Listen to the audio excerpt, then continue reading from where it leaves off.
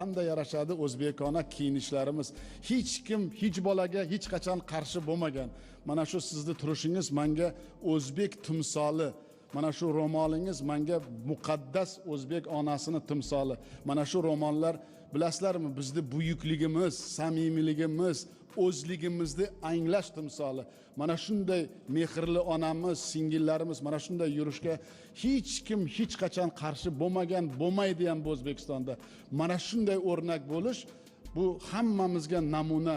Mana hammamizni buvilarimiz o'tgan hayot onalarimiz bor, ularni kiyinishiga qarab hammamiz havas qilamiz. Bu kiyinish kerak bo'lsa, bu madaniyat, boshqa davlat ayollariga ham namuna. Ana shu namuna bilan men sizga yana bir marta o'z minnatdorligimni, men ham siz bilan mana shunday o'g'il tarbiyalaganingiz uchun siz bilan samimiy ko'rishganim bilan men ham baxtiyorman. Siz baxtiyor onasiz, men baxtiyor prezidentman siz orqali.